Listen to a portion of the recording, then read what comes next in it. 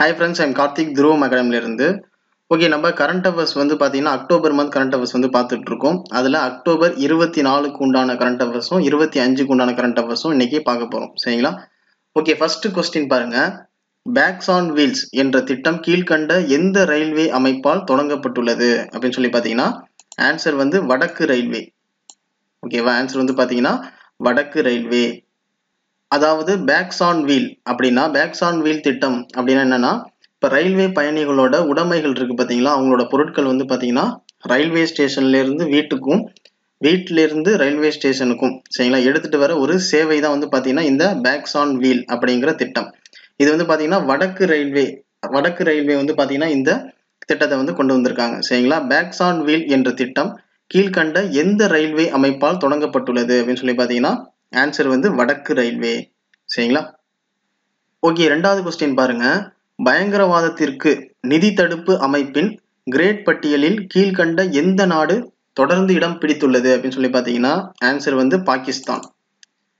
ஓகேவா? ஆன்சர் வந்து பார்த்தீங்கன்னா பாகிஸ்தான். அதாவது பயங்கரவாதத்திற்கு வந்து பார்த்தீங்கன்னா நிதி போறதை தடுக்கணும் அப்படிங்கிறதுக்காக நிதி தடுப்பு அமைப்பு வந்து என்ன சொல்லியிருக்காங்க, பாகிஸ்தான்கிட்ட ஒரு 27 திட்டங்களை செயல்படுத்த சொல்லியிருக்காங்க. ஆனால் பாகிஸ்தான் வந்து என்ன பண்ணாங்கன்னா 21 திட்டங்களை மட்டும்தான் செயல்படுத்தியிருக்காங்க. மீதமுள்ள 6 திட்டங்களை வந்து அவங்க செயல்படுத்தலை. சரிங்களா? அதாவது நிதி தடுப்பு அமைப்பு சொல்லியும் வந்து பார்த்தீங்கன்னா அவங்க செயல்படுத்தலை. அதனால தான் என்ன பண்ணிட்டாங்க, அந்த கிரேட் பட்டியலில் பாகிஸ்தான் நாடை இடம்பெற வச்சுட்டாங்க. சரிங்களா? இதனால பாகிஸ்தானுக்கு வந்து என்ன லாஸ் அப்படின்னு சொல்லி பார்த்தீங்கன்னா, பாகிஸ்தானுக்கு அந்த கிரேட் பட்டியலில் இடம்பெற நாடை எந்த நாடும் வந்து பார்த்தீங்கன்னா சப்போர்ட் பண்ணாது, எந்த நாடும் எந்த ஒரு உதவியும் செய்யாது. சரிங்களா? அந்த கிரேட் பட்டியலில் இடம்பெற நாட்டுக்கு வந்து பார்த்தீங்கன்னா எந்த ஒரு நாடும் சப்போர்ட் பண்ணாது. சரிங்களா? அதுல பாகிஸ்தான் நாடு வந்து இப்ப இருக்கு.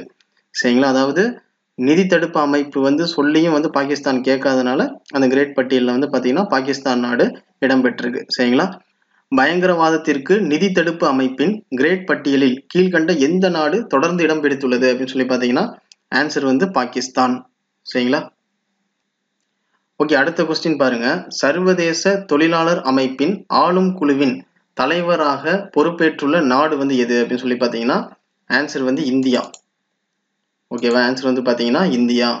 அதாவது சர்வதேச தொழிலாளர் அமைப்போட தலைவராக வந்து பார்த்தீங்கன்னா தலைவராக இப்போ பொறுப்பேற்றிருக்கிற நாடு வந்து இந்தியா. கிட்டத்தட்ட 35 வருஷத்துக்கு அப்புறம் திரும்ப சர்வதேச தொழிலாளர் அமைப்போட தலைவராக வந்து இந்தியா வந்து தேர்ந்தெடுத்திருக்காங்க. கிட்டத்தட்ட 35 வருஷத்துக்கு அப்புறம். சரிங்களா? அதே மாதிரி இந்த குழுவோட தலைவராக யாரை தேர்ந்தெடுத்திருக்காங்க அப்படின்னு சொல்லி பார்த்தீங்கன்னா அபூர்வ சந்திரா அப்படின்றவர் தான். அவர் யாருன்னா தொழிலாளர் மற்றும் வேலைவாய்ப்பு செயலாளராக இருக்காரு. சரிங்களா? அவரை தான் வந்து பார்த்தீங்கன்னா இந்த குழுவோட தலைவராக தேர்ந்தெடுத்திருக்காங்க. சரிங்களா? சர்வதேச தொழிலாளர் அமைப்பின் ஆளும் குழுவின் தலைவராக பொறுப்பேற்றுள்ள நாடு வந்து எது அப்படின்னு சொல்லி பார்த்தீங்கன்னா ஆன்சர் வந்து இந்தியா. சரிங்களா? ஓகே, 4வது கொஸ்டின் பாருங்க. சாத் அல் ஹரிரி எந்த நாட்டின் பிரதமராக மீண்டும் நியமிக்கப்பட்டுள்ளார் அப்படின்னு சொல்லி பார்த்தீங்கன்னா ஆன்சர் வந்து லெபனான். ஓகேவா? ஆன்சர் வந்து பார்த்தீங்கன்னா லெபனான். அதாவது சாத் அல் ஹரிரி அப்படின்றவர் வந்து பார்த்தீங்கன்னா கிட்டத்தட்ட 118 பேருக்கு 65 நாடாளுமன்ற வாக்குகள் பெற்று வந்து பார்த்தீங்கன்னா அவர் திரும்ப பிரதமராக தேர்ந்தெடுக்கப்பட்டிருக்காரு. சரிங்களா? ஆல்ரெடி அவர் பிரதமராக இருந்திருக்காரு. நடுவில் வந்து பார்த்தீங்கன்னா அவர் ரிசைன் பண்ணிட்டாரு, திரும்ப இப்போ பிரதமராக ஆயிருக்காரு. சரிங்களா? சாத் அல் ஹரிரி எந்த நாட்டின் பிரதமராக மீண்டும் நியமிக்கப்பட்டுள்ளார் அப்படின்னு சொல்லி பார்த்தீங்கன்னா ஆன்சர் வந்து லெபனான். சரிங்களா? ஓகே, அடுத்த கொஸ்டின் பாருங்க. சமீபத்தில் கீழ்கண்ட எந்த மாநிலத்தின் கிராமப்புறங்களில் மைக்ரோ ஏடிஎம் சேவை தொடங்கப்பட்டுள்ளது அப்படின்னு சொல்லி பார்த்தீங்கன்னா ஆன்சர் வந்து மேகாலயா. ஓகேவா? ஆன்சர் வந்து பார்த்தீங்கன்னா மேகாலயா. அதாவது சமீபத்தில் மேகாலயா மாநிலத்தில் உள்ள கிராமப்புற மக்களுக்கு வந்து பார்த்தீங்கன்னா மைக்ரோ ஏடிஎம் சேவை வந்து தொடங்கியிருக்காங்க. இந்த சேவையை தொடங்கினவர் வந்து யாரு அப்படின்னு சொல்லி பார்த்தீங்கன்னா மேகாலயா சீஃப் மினிஸ்டர் கான்ராட் கோங்கல் சங்மா அப்படின்றவர் தான் தொடங்கியிருக்காரு. அதே மாதிரி இந்த சேவை மூலயமா என்ன பயன் அப்படின்னு சொல்லி பார்த்தீங்கன்னா கிராமப்புற மக்களுக்கு வீட்டுக்கே சென்று பணத்தை வழங்கக்கூடிய திட்டம் தான் வந்து பார்த்தீங்கன்னா இந்த மைக்ரோ ஏடிஎம் சேவை திட்டம். சரிங்களா? இந்த திட்டத்தை மேகாலயா மாநிலத்தில் கொண்டு வந்திருக்காங்க கிராமப்புற மக்களுக்காக. அதே மாதிரி இந்த திட்டத்தை தொடங்கினவர் வந்து யாருன்னு சொல்லி பார்த்தீங்கன்னா மேகாலயா சீஃப் மினிஸ்டர் கான்ராட் கோங்கல் சங்மா. சரிங்களா?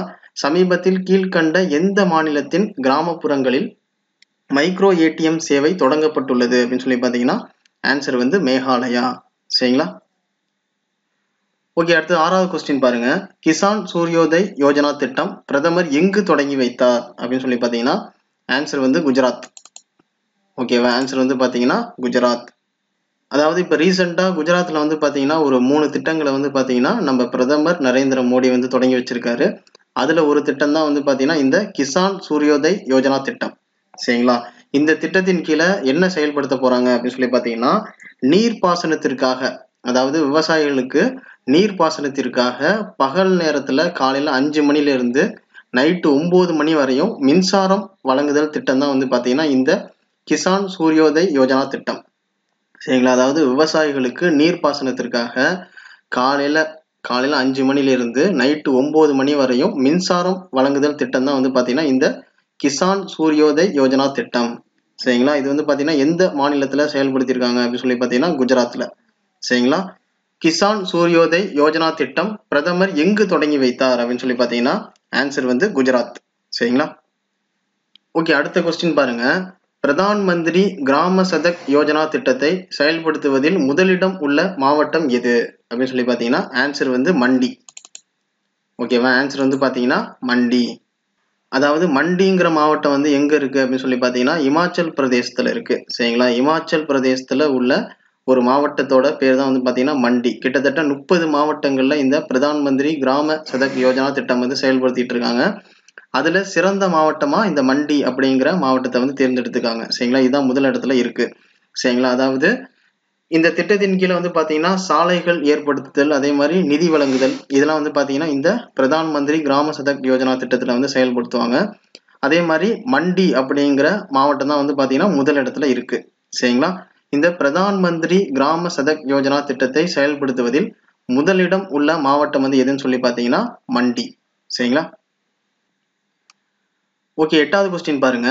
ஆசிய பசிபிக் மூட்டுவாத சிகிச்சை அமைப்பின் சிறப்பு விருது பெற்றுள்ள இந்திய மருத்துவர் வந்து யாரு அப்படின்னு சொல்லி பாத்தீங்கன்னா ஆன்சர் வந்து டாக்டர் ஏஎன் சந்திரசேகரன். ஓகேவா, ஆன்சர் வந்து பாத்தீங்கன்னா டாக்டர் ஏஎன் சந்திரசேகரன். அதாவது டாக்டர் ஏஎன் சந்திரசேகரன் வந்து பாத்தீங்கன்னா இவர் வந்து நிறைய சேவைகள் வந்து செஞ்சிருக்காரு. அதே மாதிரி மூட்டுவாத சிகிச்சை பிரிவுல வந்து சிறந்த முறையில செயலாற்றிருக்காரு. சரிங்களா, அதனாலதான் இவருக்கு இந்த ஆசிய பசிபிக் மூட்டுவாத சிகிச்சை அமைப்பின் சிறப்பு விருது வந்து இவருக்கு கொடுத்திருக்காங்க. சரிங்களா, ஆசிய பசிபிக் மூட்டுவாத சிகிச்சை அமைப்பின் சிறப்பு விருது பெற்றுள்ள இந்திய மருத்துவர் வந்து யாரு அப்படின்னு சொல்லி பாத்தீங்கன்னா டாக்டர் ஏஎன் சந்திரசேகரன். சரிங்களா, ஓகே, 9வது கொஸ்டின் பாருங்க. இஸ்ரேல் நாட்டிற்கு அங்கீகாரம் அளிக்கும் 3வது அரபு நாடாக கீழ்கண்ட எந்த நாடு உருவெடுத்துள்ளது அப்படின்னு சொல்லி பாத்தீங்கன்னா ஆன்சர் வந்து சூடான். ஓகேவா, ஆன்சர் வந்து பாத்தீங்கன்னா சூடான். அதாவது இஸ்ரேலோட ஆல்ரெடி வந்து பாத்தீங்கன்னா ஐக்கிய அரபு அமீரகம் வந்து பாத்தீங்கன்னா நட்புறவா இருக்காங்க. அதுக்கப்புறம் வந்து பாத்தீங்கன்னா பஹ்ரைன். இப்ப வந்து 3வதா சூடான் நாடும் வந்து பாத்தீங்கன்னா இஸ்ரேலோட நட்புறவா இருக்காங்க. சரிங்களா, அதாவது இஸ்ரேல் நாட்டிற்கு அங்கீகாரம் அளிக்கும் 3வது அரபு நாடாக கீழ்கண்ட எந்த நாடு உருவெடுத்துள்ளது அப்படின்னு சொல்லி பாத்தீங்கன்னா ஆன்சர் வந்து சூடான். சரிங்களா, ஓகே, 10வது கொஸ்டின் பாருங்க. உலக போலியோ தினம் எந்த நாளில் அனுசரிக்கப்படுகிறது அப்படின்னு சொல்லி பாத்தீங்கன்னா ஆன்சர் வந்து அக்டோபர் 24. சரிங்களா, உலக போலியோ தினம் எந்த நாள்ல அனுசரிக்கிறாங்க அப்படின்னு சொல்லி பாத்தீங்கன்னா அக்டோபர் 24. அதாவது அக்டோபர் 24 தான் வந்து பாத்தீங்கன்னா போலியோவுக்கு தடுப்பு மருந்து கண்டுபிடிச்ச ஜோனாஸ் சால்க் அவரோட பிறந்த நாள். சரிங்களா, அதனாலதான் வந்து பாத்தீங்கன்னா அக்டோபர் 24 அவரோட பிறந்த நாள் தான் வந்து பாத்தீங்கன்னா உலக போலியோ தினமா கொண்டாடுறாங்க. சரிங்களா, அவர் பேர் வந்து பாத்தீங்கன்னா ஜோனாஸ் சால்க் அப்படிங்கிறவர் தான் போலியோவுக்கு தடுப்பு மருந்து வந்து கண்டுபிடிச்சாரு. அதனாலதான் அவரோட பிறந்த நாளை வந்து பாத்தீங்கன்னா உலக போலியோ தினமா வந்து அனுசரிக்கிறாங்க. சரிங்களா, எப்பன்னா அக்டோபர் 24. சரிங்களா, உலக போலியோ தினம் எந்த நாளில் அனுசரிக்கப்படுகிறது அப்படின்னு சொல்லி பாத்தீங்கன்னா அக்டோபர் 24. சரிங்களா, ஓகே, 11வது கொஸ்டின் பாருங்க.